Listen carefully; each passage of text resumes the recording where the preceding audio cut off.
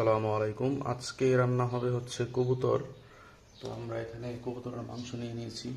এই যেটা হচ্ছে কবুতরের মাংস, এবং এখানে হচ্ছে এটা হচ্ছে রসুন, মানে হচ্ছে কবুতর রান্না করার জন্য যা যা লাগবে। রসুন, এই যে রসুন, আস্ত রসুন কুচি কুচি করে নিয়েছি।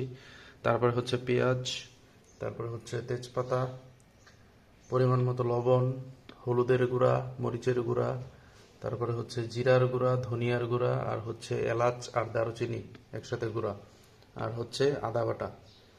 তো এখন আমরা রান্না শুরু করব। এগুলো হচ্ছে ইনগ্রেডিয়েন্টস। প্রথমত আমরা 1600 ডিগ্রি সেলসিয়াসে কড়াইটা একটু গরম করে নিচ্ছি। এখন আমরা এই ফ্রাই প্যানে হচ্ছে পরিমাণ মতো তেল দিব।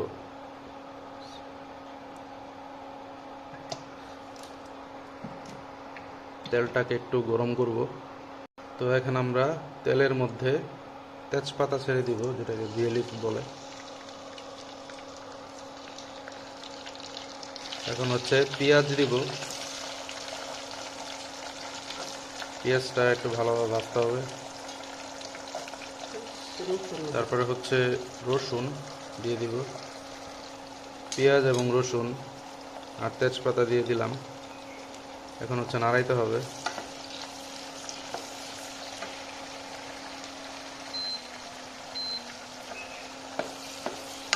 এটা একটু ভালো মতো ভাজতে হবে।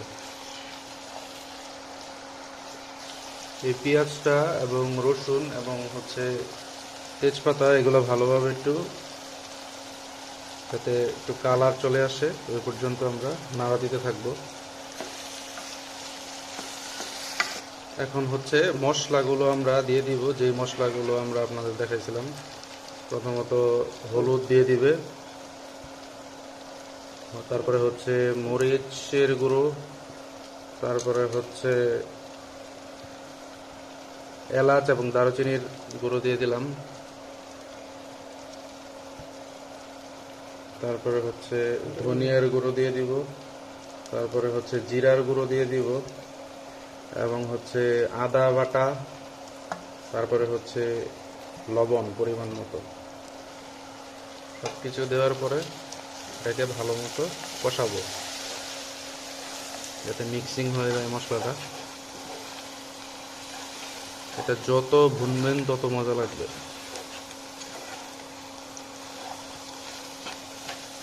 দেখতে হবে যাতে নিচে লেগে না যায়, এই জন্য সবসময় নাড়া দিতে হবে।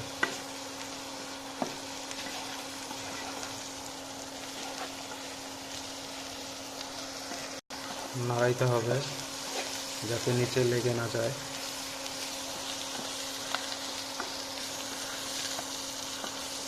তো নাড়া, এখন হচ্ছে আমরা একটু পানি এড করব যাতে এটা লেগে না যায়।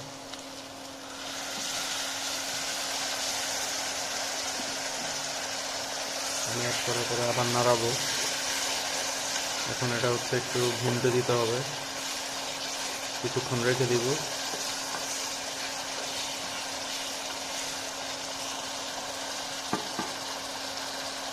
উপর থেকে দেখবেন একটা তেল। এখন হচ্ছে আমরা এই কবুতরের যে মাংসগুলো এগুলো দিয়ে দিব।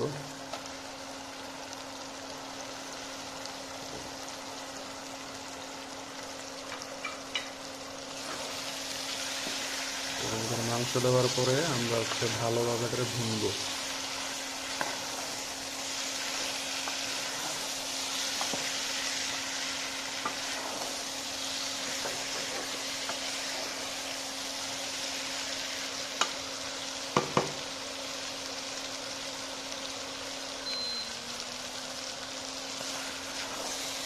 এখন হচ্ছে উপরে হচ্ছে ঢাকনা দিয়ে দিব। এটা হচ্ছে করার জন্য ঢাকনা দিয়ে দিলাম। তো এটা এখন সিদ্ধ হতে থাকবে। কিছুক্ষণ পর আমরা হচ্ছে পরিমাণ মতো পানি দিয়ে দিব মাংসটা সিদ্ধ হওয়ার জন্য। গরম পানি দিলে ভালো হয়। তো এটা হচ্ছে নাড়ায় দিতে হবে একটু, যাতে মশলাটা সব দিকে সমানভাবে লাগে। তারপরে হচ্ছে আমরা ঢাকনা দিয়ে এটাকে ঢেকে দিব। কিছুক্ষণ নাড়ানোর পর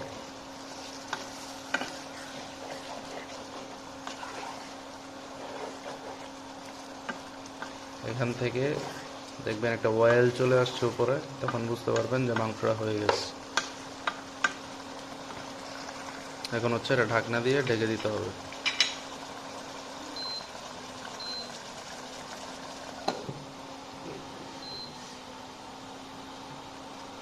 তো দেখতেছেন উপরে হালকা তেল চলে আসতেছে, উপরে উঠে কি দারুণ লাগতেছে রান্নাটা। তো আপনারা চাইলে এভাবে বাসায় রান্না করতে পারেন, ব্যাচেলর্স বা যারাই হোক সবাই। এটা হচ্ছে একেবারে বাঙালি স্টাইলে হচ্ছে কবুতর রান্না। তো এখানে রসুনের আধিক্যটা একটু বেশি। তো কিছুক্ষণ পর পর আপনার হচ্ছে নাড়ায় দিতে হবে যেন নিচে লেগে না যায়।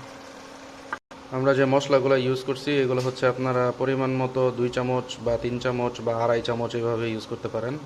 যেমন হলুদ, মরিচ, ধনিয়া, তারপরে হচ্ছে জিরা এবং জিরার গুঁড়া, তারপরে হচ্ছে এলাচ, দারুচিনির গুঁড়া। আমরা গুঁড়া ইউজ করেছি, আপনারা চাইলে আস্ত ইউজও করতে পারেন, তবে গুঁড়াটাই ভালো। যখন লিডটা দিয়ে দিবেন তখন মানে হচ্ছে মানে এত বেশি টেম্পারেচার রাখা যাবে না। আপনারা চাইলে 1000 টেম্পারেচার বা 800 টেম্পারেচার রাখতে পারেন, যাতে আস্তে আস্তে মাংসটা সিদ্ধ হয়। জাস্ট দেখুন উপরে তেল চলে আসছে, কালারটা, just look at the colour.